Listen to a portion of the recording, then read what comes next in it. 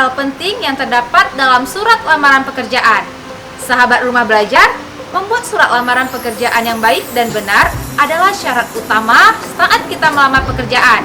Yuk kita kenali materi surat lamaran pekerjaan mengenai isi dan sistematika surat lamaran pekerjaan di video berikut ini. Sahabat rumah belajar, pernahkah kalian melihat atau membuat surat lamaran pekerjaan? Seperti ini contohnya. Sahabat rumah belajar, mengapa ya contoh surat ini disebut surat lamaran pekerjaan? Nah, kalau kita membahas tentang surat, tentunya sahabat rumah belajar sudah pernah belajar tentang surat pribadi dan surat dinas kan? Menurut sahabat rumah belajar, itu masuk ke dalam jenis surat pribadi atau surat dinas ya. Nah, surat lamaran pekerjaan termasuk ke dalam jenis surat pribadi resmi. Karena ditulis oleh seorang pribadi tetapi harus menggunakan bahasa resmi atau formal. Jadi sahabat rumah belajar, surat lamaran pekerjaan adalah surat pencari kerja dan ditujukan kepada instansi atau lembaga pemberi kerja. Dan bahasa yang digunakan haruslah formal dan resmi. Sahabat rumah belajar, selanjutnya kita akan membahas isi dan sistematika surat lamaran pekerjaan. Apa saja ya isi dari sistematika surat lamaran pekerjaan? Yuk kita simak penjelasan berikut ini. Kita lihat apa saja ya isi surat lamaran pekerjaan. Isi pokok dalam surat lamaran pekerjaan terdiri atas 3 poin.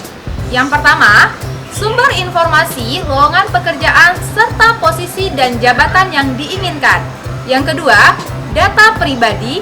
Yang ketiga, lampiran-lampiran atau bukti-bukti pendukung lainnya. Kemudian kita akan membahas sistematika dari surat lamaran pekerjaan. Surat lamaran pekerjaan terdiri atas yang pertama, komponen penulisan tanggal surat beserta tempat penulisan surat. Nah, ini dia contoh surat yang benar seperti ini ya. Yang kedua, penulisan lampiran dan hal. Yang ketiga, penulisan alamat surat. Nah, penulisan alamat surat tidak diawali kepada ya. Yang keempat, salam pembuka. Salam pembuka ini sering digunakan dalam surat lamaran pekerjaan adalah dengan hormat. Namun, sahabat rumah belajar harus memperhatikan bagaimana cara penulisan salam pembuka tersebut. Nah, ini dia contohnya. Yang kelima, isi. Isi ini terdiri atas 3 bagian. Yang pertama, bagian paragraf pembuka. Yang kedua adalah paragraf inti. Yang ketiga adalah paragraf penutup. Nah, pada paragraf pembuka berisi tentang gambaran umum terkait pelamar atau sumber informasi ketika menulis surat lamaran pekerjaan tersebut. Pada bagian inti berisi identitas singkat si pelamar, maksud dan tujuan, serta lampiran penyerta surat lamaran pekerjaan. Pada paragraf terakhir, yaitu paragraf penutup, berisi kalimat penutup surat yang menyatakan keseriusan atau kesungguhan si pelamar terhadap pekerjaan yang diinginkan.